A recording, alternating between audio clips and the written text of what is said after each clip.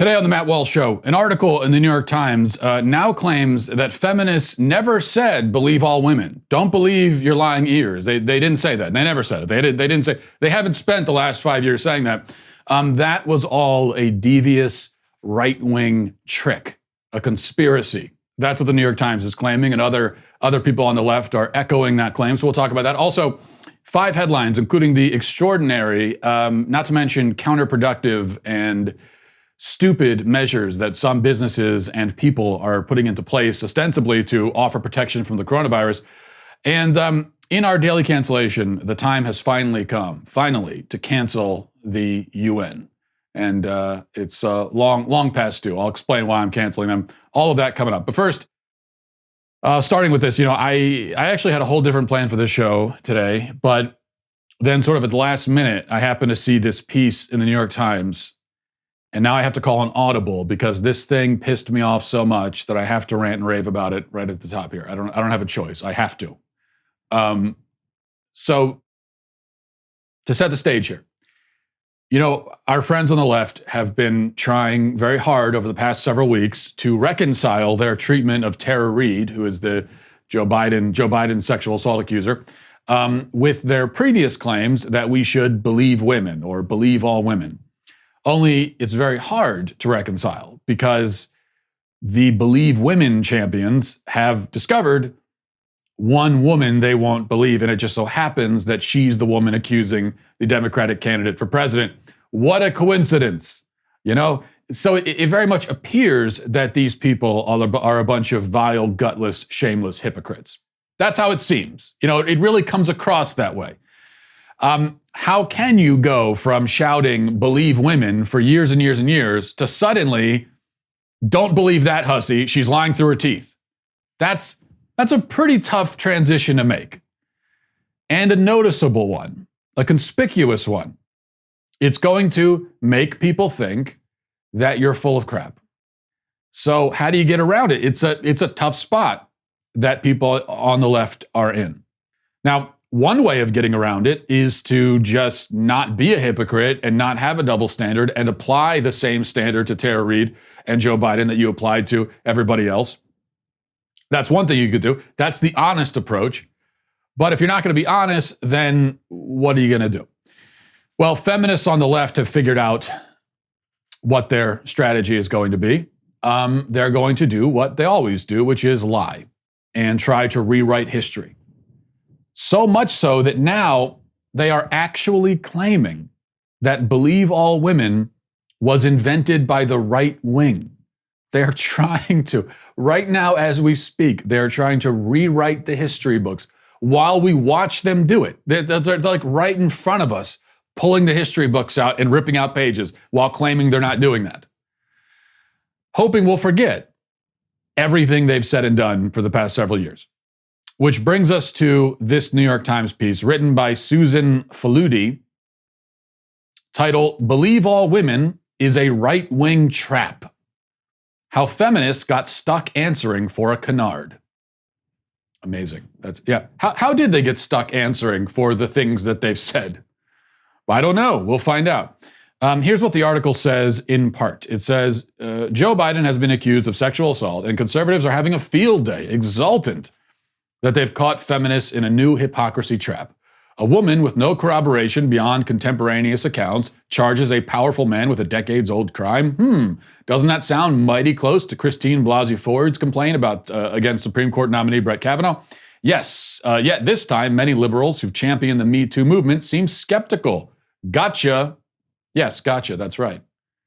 We weren't looking for the gotcha, but you have presented it to us, and yes, this is a gotcha moment that you have created for yourself. But not so fast, because here comes the reversal move from Susan. She says, in fact, believe all women does have an asterisk. It's never been feminist boilerplate. What we are witnessing is another instance of the right decrying what it imagines the American women's movement to be. Spend some mind-numbing hours tracking the origins of Believe All Women on social media sites and news databases, as I did, and you'll discover how language, like a virus, can mutate overnight. All of a sudden, yesterday's quotes suffer the insertion of some foreign DNA that makes them easy to weaponize. In this case, the foreign intrusion is a single word, all. In my online searches, I encountered some feminists who seemed genuinely to subscribe to the phrase, but overwhelmingly, the Twitterati deploying the phrase were conservatives, wielding it as a whip. Why? Because the right knows that Me Too activists do well. Because the right knows what Me Too activists do well to keep in mind: peril lies in purity. If the pluralism of the women's movement can be reduced to rigid boilerplate in the public mind, then the future of Me Too will have more to lose from a single untruthful woman whom it's sworn to defend than from boatloads of predatory men.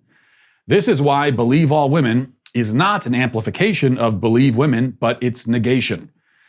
And so on and so forth. So where does this leave feminists? Feminism has indeed believed many things about all women, that all women are deserving of equal treatment under the law, equal pay in the workplace, reproductive health, freedom from domestic violence. And feminists have long held that all women should be believed when the all refers to all categories of women, i.e. equal regardless of race, religion, or economic status. This is what Anita Hill meant when she said in a CNN town hall in 2017, "Until we can believe all women, every woman's voice has value, none of us really will be seen as equal."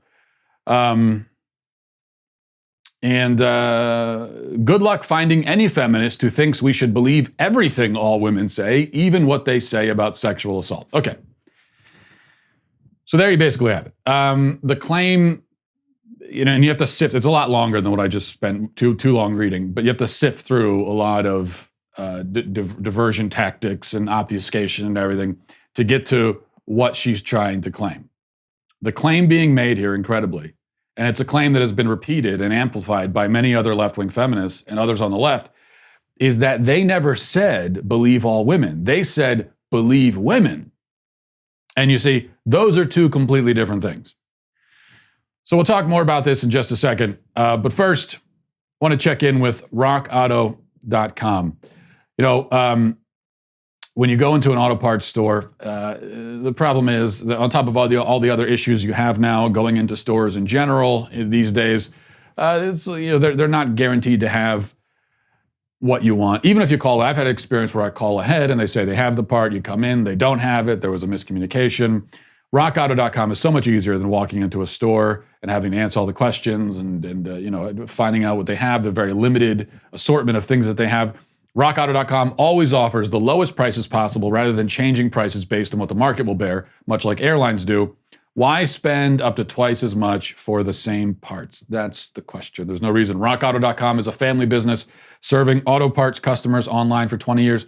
Go to RockAuto.com to shop for auto and body parts from hundreds of manufacturers.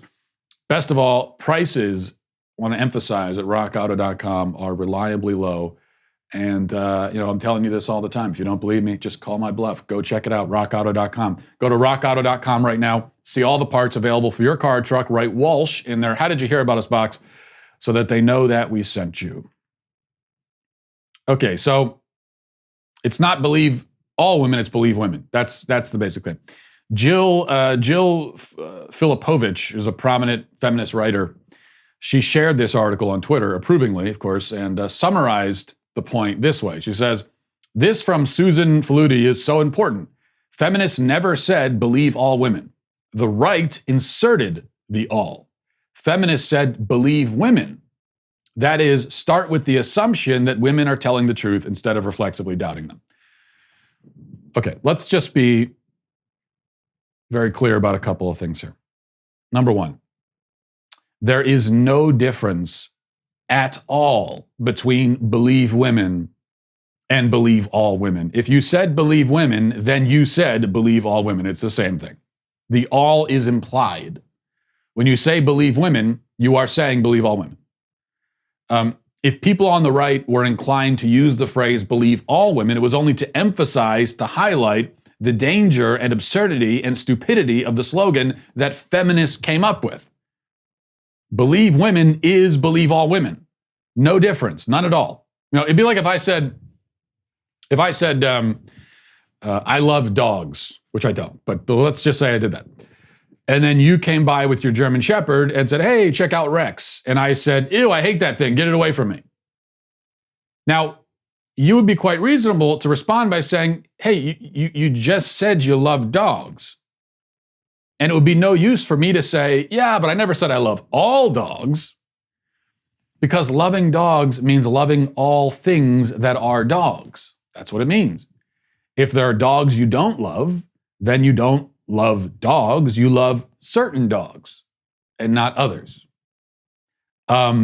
So if what you meant was, I love certain dogs, then you should have said that rather than saying, I love dogs. Now, the statement, I love dogs, is true, even if you actually hate certain dogs. It's true, technically, that you do love dogs, but the all is implied in the statement, I love dogs. So if you actually have a deep-seated hatred for certain dogs, then for the sake of clarity and proper communication, you would need to say something like, I love certain dogs, or I love some dogs, or I love most dogs, or even I love all dogs but one. Any of those would work and be much clearer and much truer. But you need some kind of qualifier. If you just say it as a blanket statement, then you've made a blanket statement.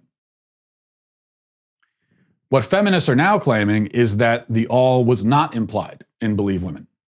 Actually, some was implied. That's what they're telling us now, is that they really meant believe some women, and we were supposed to understand that was the implication. But that's nonsense, of course. In fact, if they only ever meant that we should believe some women, then the slogan was totally unnecessary. The whole movement was unnecessary. Yes, of course we should believe some women. Nobody ever claimed otherwise. There's been nobody anywhere saying that we should believe no women. That was never a position anyone took. Nobody ever said that we can't believe women ever about anything. What some of us did say is that women should be believed under certain circumstances. If there's good evidence, if there's a good reason, if she's credible, if the accusation is credible, so on and so forth. That was the approach that a lot of us were taking. Believe Women was a slogan invented in contrast to that approach. It was literally invented as a response to, a retort to, the Believe Some Women philosophy. Now they're trying to pretend that it was actually meant to support the philosophy that these feminists have spent years railing against. Again, amazing. Just totally shameless. Oh, and by the way, for the record, these people actually did say all. So it wasn't just that the all was implied. They actually said it themselves. So I have evidence. I mean, any of us can go online and Google, and you can go back and you can look at the rallies. You can see the signs they were holding. You could see the tweets and the things that they said, on cable news and everything. But here's just one example. Take a look at this. This is during the Kavanaugh hearings. We believe all survivors. We believe all survivors. And before you try to say, oh, it says survivors, not women. Yes, well, the point is, what are you believing about the survivors? You're believing that they are survivors, right? To say we believe all survivors is to say we believe everyone who claims to be a survivor of sexual assault. Everyone, all of them. That is a huge sign that they are holding at the Kavanaugh hearings, and that many people are gathered around approvingly, endorsing that message. All.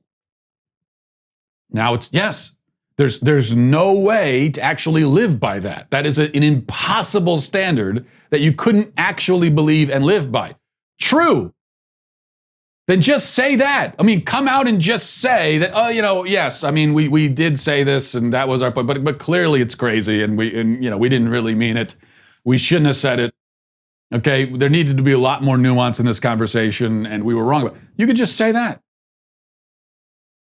Number two, Jill Filipovich, tried to make Believe Women seem more reasonable by explaining that what she really meant is that, we should start, what was she said? We should start with the assumption that women are telling the truth. which by the way is exactly what Biden said, almost verbatim during Kavanaugh. He said that we should something like we should start with the assumption that the essence of what a woman is saying is true when she makes an accusation. Yes, well, that is certainly what believe women or believe all women would entail. But do you not see that spelling it out like that actually makes it sound even worse? That's not a clarification that makes it sound better or more reasonable. Okay? No. You can't start with the assumption that what she's saying is true. Of course you can't.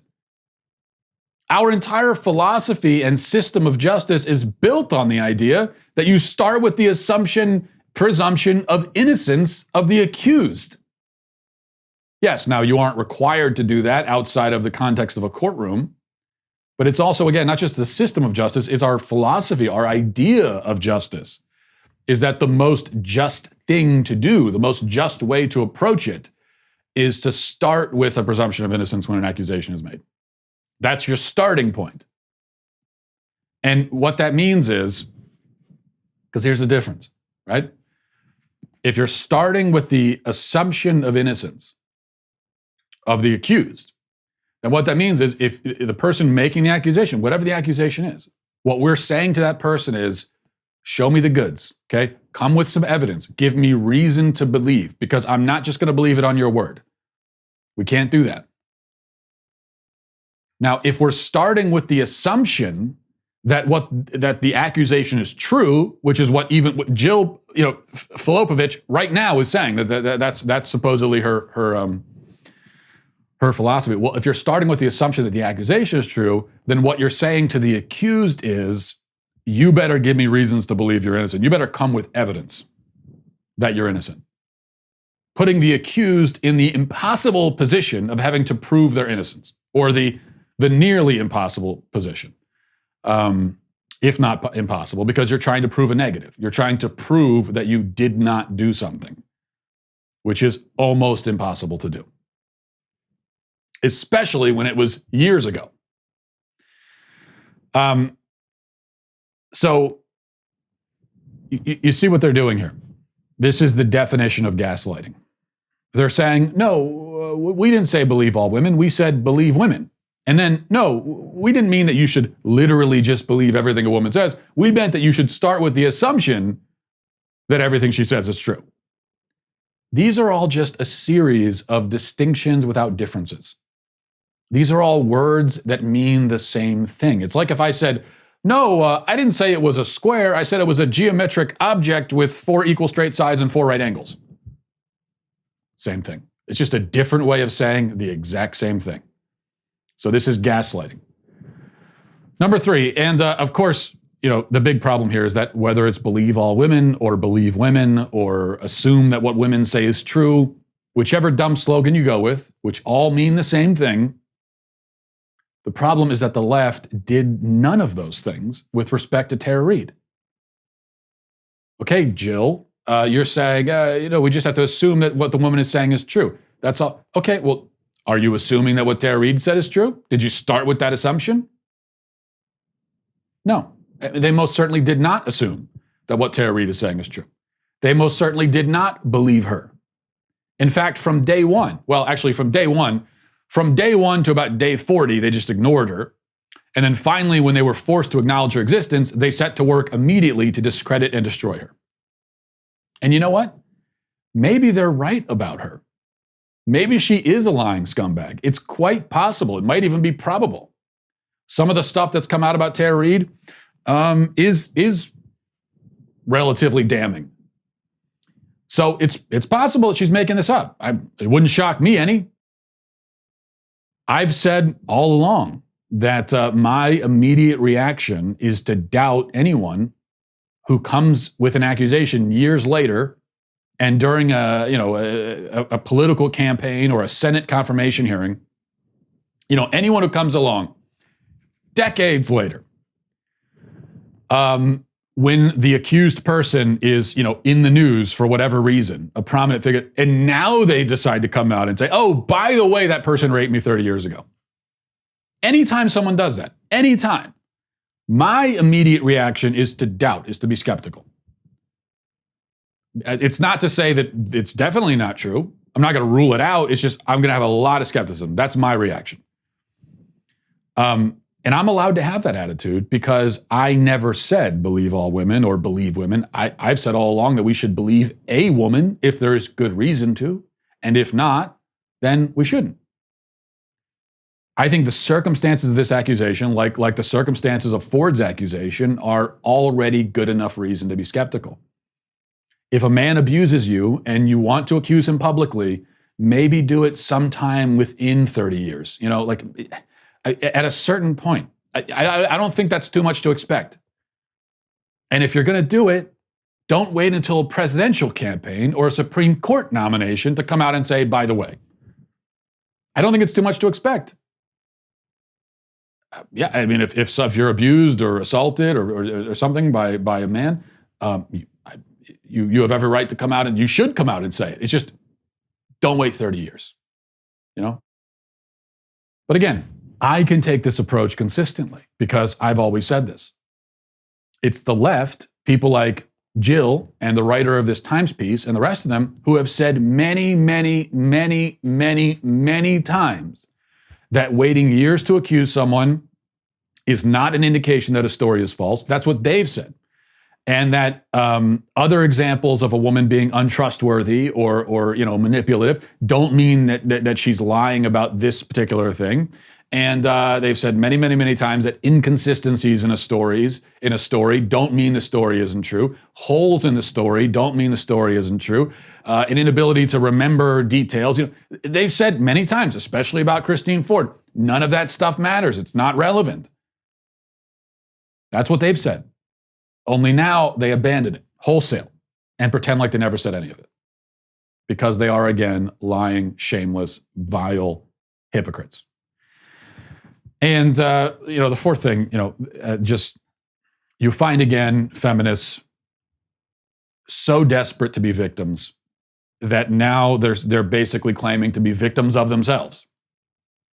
What was the subhead of this article? It said, how feminists got stuck answering for a canard. Yeah, they got stuck answering for a canard they came up with. That's what happens with canards. If you come up with a canard, you got to answer for it. In other words, you're answering for your own words, the standards that you set. And so feminists set these standards, and now we're turning around and saying, what about your standards? And they're saying, how dare you? You stop it. I'm victimized. They become fainting damsels in distress. The moment the moment anyone asks them to be consistent. It's pathetic. All right, let's move on. I said I had to rant and rave, so there was my rant and rave. Let's go to news headlines. Number one, as we emerge back into society and out of hibernation, some companies and some people are going to rather ridiculous lengths, I think, in an attempt to protect themselves from the virus. And I'm all about, I don't hold it against anybody for taking precautions and being careful. That's great. But there has to be a limit. So I mentioned this on Friday. Here's a cafe that, this is in Germany actually, a cafe that requires diners to wear pool noodles on their head for social distancing. So you take a look at the picture. That's what, you've got grown adults sitting at a cafe with pool noodles hanging off their head.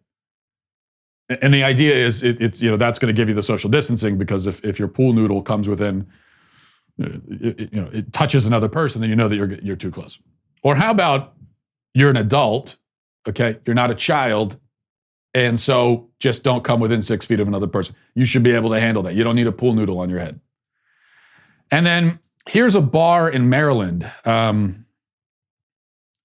has here's the image of it. There's a bar in Maryland, has customers in these big inner tube things on wheels, and this is supposed to enforce social distancing. Now, that looks like a bar. I don't know. It doesn't say what bar it is, but it looks like a bar in Ocean City, Maryland. And I've been to Ocean City many times. I guarantee, this is what I can tell you, okay, based on my experience in that environment. I guarantee you all of those things there will be destroyed in a week from drunk people playing bumper cars in them. Guaranteed. I give that 1 week before all of those things are destroyed. I think about 75% of them will be destroyed from bumper cars. Then you're going to have about 25% that go missing because drunk people steal them and then jump into the ocean with them. That's what's going to happen. I'm trying to imagine myself at 22 in Ocean City, Friday night, go to a bar, and they give you one of those. I would have loved it, but not for the reasons that the bar intends. In fact, I still would love it. Right now, today, as a grown man with 4 kids, if you gave me one of those, I would be running around doing bumper cars. That's what I would do. And then here's this. This is just the saddest thing I've maybe ever seen. Take a look at this report from CNN. Excitement builds. But her great-grandchildren never saw Nana quite like this. Put your arms through the slats. All right. Oh, my goodness. After 2 months. Oh, I love you. I love you. Of no hugs, 85-year-old Rose Gagnon finally got to wrap her arms around her kitties. I wanted to cry because I couldn't believe that this was happening. And the kids, too. We wanted to hug Nana. So Rose's adult granddaughter, Carly Marinero of Rockford, Illinois, got to work. I just thought, how could I do this? Not putting bags over my kids or her. For under $50, she built Hug Time using PVC piping, plastic, and tape. This is a group hug. Oh, yes. Yes, because having a bunch of people press their faces up against plastic, having a bunch of people in succession press their face up against plastic, that's a lot more sanitary and healthy, right? I can tell you this. If I made a contraption like that so that my parents could hug their grandkids, they would look at me like I'm a lunatic, and then they would walk right around it and hug their grandkids like normal human beings. So not only are these measures pointless and counterproductive and less safe and less healthy, but they also are, you know what, they're undignified. Have some dignity. It's never okay to lose your dignity. No virus can excuse you of your dignity. A grown man does not wear a pool noodle on his head. I think I could say that. Or walk around in a big inner tube like a toddler in a Fisher-Price walker. And I can't imagine that any grandparent wants to wrap themselves in saran wrap before hugging their grandchildren. It's actually not worth it. If you told me that the only way for me to avoid coronavirus is to wrap myself in saran wrap like that thing, or walk around in the toddler walker thing, I would say, I'd rather have coronavirus, honestly. I don't want coronavirus, but if this is the only way to avoid it, I'll just take the virus. Thank you. Because I want to have my dignity. And that's also important to me as a human being. Number 2, this got a lot of attention yesterday. Watch this. What's your reaction to the president saying that he's now taking hydroxychloroquine? Are you concerned? Well, first let me say how happy I am about your new baby. How lovely. Oh, well, Wyatt, how perfectly named. We all know why that is, and congratulations. And as you now are a father, you see how important it is to keep the world safe for the children. As far as the president is concerned, he's our president, and I would rather he not be taking something that has not been approved by the scientists, especially in his age group and in his, shall we say, weight group, what is morbidly obese, they say. So I think it's not a good idea. I'm sorry, unpopular opinion here. Probably unpopular, at least on the right.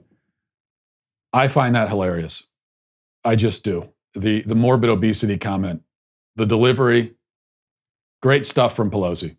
And I don't say that often. In fact, that's probably the first time and last time that I have ever said or will ever say that. But some folks on the right have been upset about this. They, getting offended on Trump's behalf and everything. But, you can't do that, guys. You just can't. Trump insults everyone always, all the time. He's the king of insults. He just insults everybody. It's practically the reason he was elected. So he can take it. If you dish it, you're going to have to take it. You can't sit there and cackle every time Trump insults someone and then go, "Why, I never," whenever someone dishes it back to him. You can't do that. You really can't. Now, I know the claim from people on the right is that this is a double standard because Pelosi is body shaming the president, and I thought we're supposed to celebrate obese people and tell, say fat is beautiful. So shouldn't she be saying that Donald Trump is a big fat, glorious, beautiful man? Shouldn't that be what she's saying? That's the claim from the right? And I get that. It is a double standard. Yeah, I totally agree. Fine. But there's also, when it comes to Trump, clearly, let's be honest with each other, there are a number of rather glaring double standards when it comes to how we approach Trump. And one of them is this, that the guy just says whatever he wants to anybody. And if he ever gets it back, if anyone ever insults him back, then he, along with people on the right, will, they'll claim they're not offended, but they are definitely acting offended. How dare you say that about our president? Don't say that about my president. They go into that whole routine. Just stop. Everyone just stop. This is what political discourse has become in America. It's two groups of people with glaring double standards accusing each other of having glaring double standards. And I just get tired of it. Okay. Number 3. I'll give you just the headline here. This is from CBS News. It says, some grocery workers scared to death to return to work. And I tell you about that headline because we're going to see a lot of headlines like this. We already have. We're going to see more. The media in its last-ditch effort to keep everything closed down. And here's my response to that. As I've been saying, all along, that if a grocery worker is scared to death to return, I don't think there is any reason to be scared to death. In fact, this is one of the rather conspicuous elements of the whole situation, that we've got these quote-unquote essential workers, like at grocery stores and Walmart and Target and everything, that have been working this whole time, not just working, but have been dealing with hordes and crowds of people every day, all day, and only recently started wearing masks, most of them. And yet, there has not been we have not seen grocery store workers and quote-unquote essential workers dropping like flies left and right. It hasn't been a bloodbath of essential workers dying from the virus, from being exposed to it. Thank God. But based on the way this was portrayed, that's what you would have expected, and it hasn't happened, which I think tells us something. And it also tells us that if you work at a grocery store, there's probably nothing to be worried about. That's what recent history would tell us. But regardless, if you're scared to go to work, then don't go. I do not believe that we should force anyone. I am not in favor of, and I don't think anyone else is. I haven't heard anyone suggest that we should send guys into homes, like send cops into people's homes to drag them out and drag them to work. I'm not in favor of that. It's a free country. You want to stay home, you can. The only thing I would add, though, in my opinion, if you are a physically capable person who is not in one of these particularly vulnerable groups, and you choose not to go to work because you're scared, that's fine. You have every right. But I don't think we should continue to support you. I don't think you should get unemployment. If you want to choose to stay home, we're not going to pay you to hang out on your couch and watch Netflix. And I think that's pretty reasonable. Number 4, let's do something positive here. The governor of New Jersey, this isn't the positive part, we'll get to that, but the governor of New Jersey is a lunatic, and he said yesterday that he wants to keep the state locked down. He said that the state will not return to normal until there's a vaccine. That's what he said yesterday. So, fortunately, many of his residents, residents of the state are ignoring him, as well they should, and they're continuing with their lives, which is good. A gym in the state opened up yesterday in violation of the governor's dictates. Cops showed up. You think you know where this is going to go, but then it takes a sudden right turn. Watch. We are and were only here for everybody's safety today. We planned for the worst, hope for the best, and it seems like that's what we have out here today. Yeah. Formally, you are all in violation of the executive order. On that note, have a good day. Everybody be safe. Beautiful. See, that makes me proud to be an American. That's a good cop right there. That's a man doing his duty, I think. And we've seen this from some cops, even from the very beginning, which I'm very impressed with. But it also puts into relief the police officers who have been enforcing these draconian laws and arresting people for not social distancing or whatever, not wearing their mask right. And the excuse for them is they're just following orders. Well, the excuse doesn't hold, because you see these other very good police officers who are saying, I'm not going to enforce this. That is an order I'm not going to follow. I'm not going to round a bunch of people up and haul them off to jail for going to the gym. Just not going to do it. So great job from that police officer. Finally, speaking of embarrassing coronavirus things, I forgot to mention this one. This is another one right here. A new invention that allows you to wear a mask while eating. And you see there's a hole there in the mask that opens up so you can eat while wearing a mask. So isn't this kind of like making a bicycle helmet that has a big, huge hole in the back of the head area in case you have to scratch your head? Kind of defeats the purpose of it. Just another, when you see that kind of thing, if you're wearing a mask with a hole in it, then it really is just sort of about virtue signaling, isn't it? Because the mask is not doing a damn thing. Now, I'm not one of those people that says that everyone out wearing a mask is virtue signaling. They may be wearing a mask because they have to, if they want to go to the store. They may be wearing a mask because they're in, one of these vulnerable groups. You don't know. You don't know what their situation is. But this kind of thing, yeah, it's just, what's the point? All right, let's move on. We got emails in a second that I want to have time for, so we'll do this quickly. For our daily cancellation, we're going to be canceling the United Nations. Many very good reasons to cancel the UN. This is the one I'm choosing because it's the one that popped up yesterday. Here's the tweet from the UN. It says, "What you say matters. Help create a more equal world by using gender-neutral language if you're unsure about someone's gender or are referring to a group." And then we get the guide here with the UN instructing us on how we are to speak from now on. It says, if you don't know someone's gender or when talking about a group, use gender-neutral language. And then it gives us the old, barbaric, primitive way of saying it, and then the new enlightened way. So mankind is crossed out. Instead, we say humankind. Instead of chairman, we say chair. Instead of congressman, we say legislator. Instead of businessman, we say representative. Instead of policeman, we say police officer. Instead of landlord, we say owner. Instead of boyfriend or girlfriend, we say partner. Instead of salesman, we say salesperson. Instead of manpower, we say workforce. Instead of maiden name, we say family name. Instead of fireman, we say firefighter. Instead of husband or wife, we say spouse. Okay. I've got a different idea for the UN. Here's my, so that's one idea, okay? My idea is, why don't we just continue saying whatever we want to say and using normal words? And why don't we just not care at all about the fragile feelings of anybody stupid enough to be offended by it?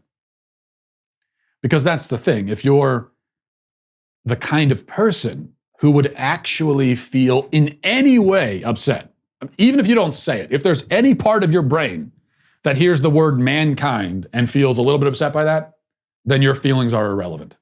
Don't care. I really don't care. You're totally traumatized by it. You collapse into the fetal position on the floor. Doesn't matter. I have no sympathy at all. I'll just step right over you and I'll laugh at you. Actually, I will laugh at you and step over you and keep walking while saying exactly what I want to say. I think that is the right approach. And that's my suggestion for the UN. Also, by the way, you idiots, human has the word man in it. Now, we can't say mankind because it has man. How about humankind? So you put the "hu" in front of it and then it's okay. And what about person. It has son in it. Person. That's kind of masculine, isn't it? In fact, get this. This is going to blow your mind, UN. The word woman has man in it. Woman. In fact, look at this. Look at this graphic from the UN that we had up on the screen here. At the bottom, it says UN Women. Okay, I guess that's like the organization. UN Women. Men. Women. You've got it in your own name. Well, you better, that's pretty bad. You better come up with a different name for women. You got to rename them.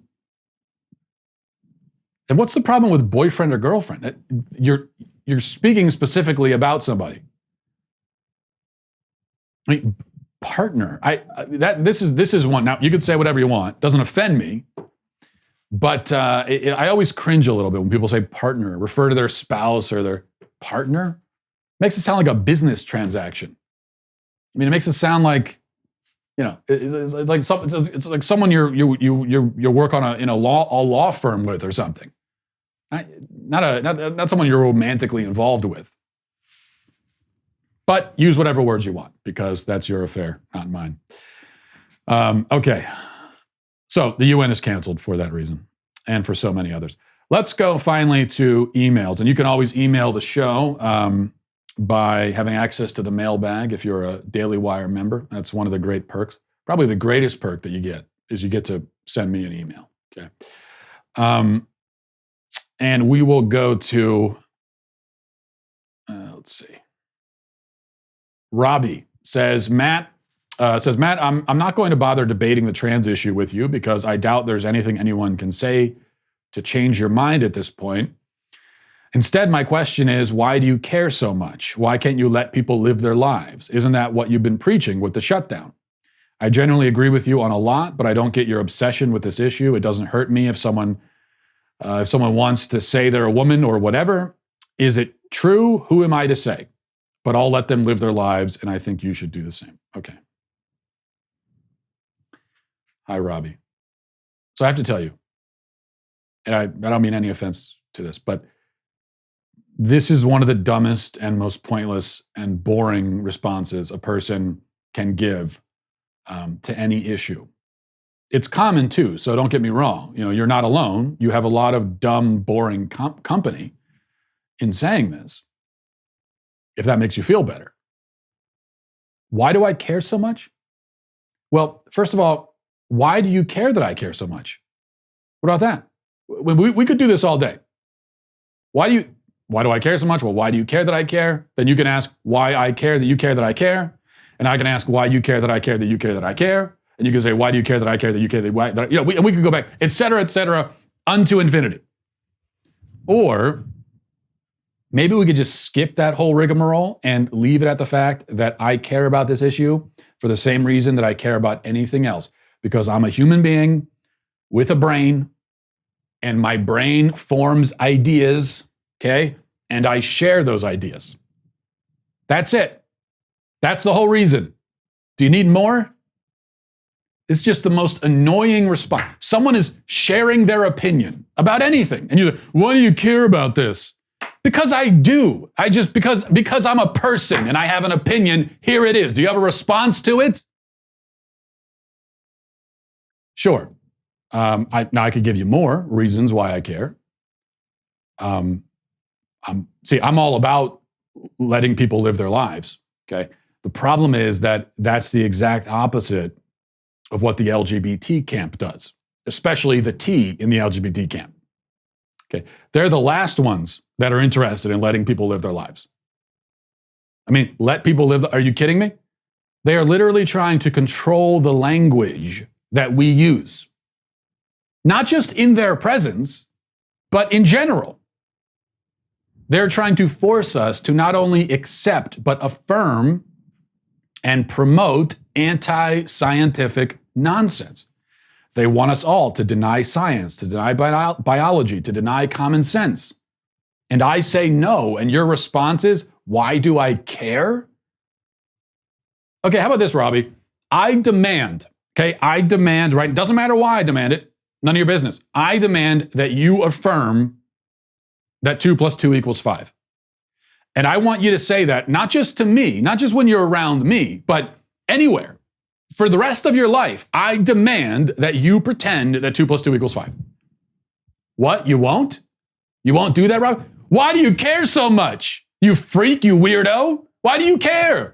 I mean, it's just 2 + 2 = 5. It's just arithmetic. What do you care? It doesn't affect you. Now, you say that it doesn't hurt you if somebody wants to live as a woman. Well, good for you. That just tells me, though, that you aren't a teenage girl with a boy barging into your locker room or onto your track team and stealing all of your medals and your achievements. That kind of hurts them, I think, don't you think? Being deprived of privacy, being deprived of the achievements that you've worked for.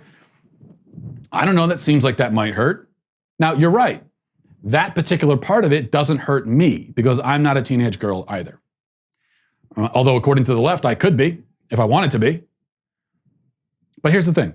So it doesn't affect me, but I actually care about people who aren't me.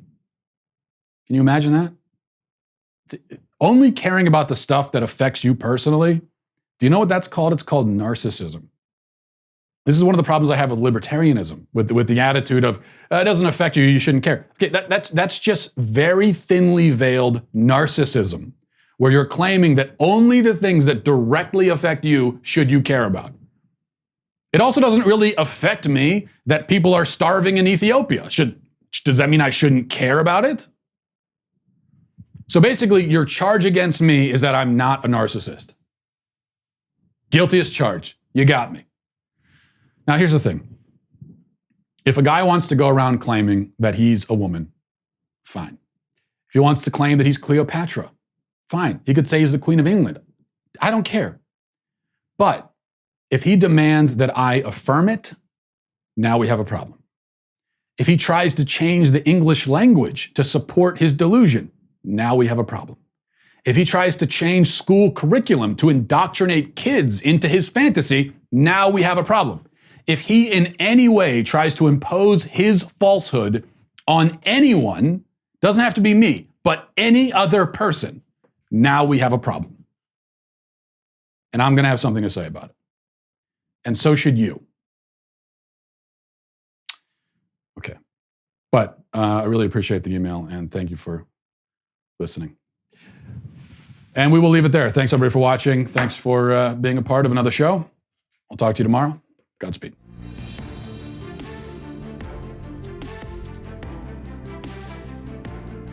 The Matt Walsh Show is produced by Sean Hampton, executive producer Jeremy Boring. Our supervising producers are Mathis Glover and Robert Sterling. Our technical producer is Austin Stevens, edited by Danny D'Amico, and our audio is mixed by Robin Fenderson. The Matt Walsh Show is a Daily Wire production, copyright Daily Wire 2020. Hey everybody, it's Andrew Klavan, host of The Andrew Klavan Show. You know, some people are depressed because the American Republic is collapsing, the end of days is approaching, and the moon has turned to blood. But on The Andrew Klavan Show, that's where the fun just gets started. So come on over to The Andrew Klavan Show and laugh your way through the apocalypse with me, Andrew Klavan.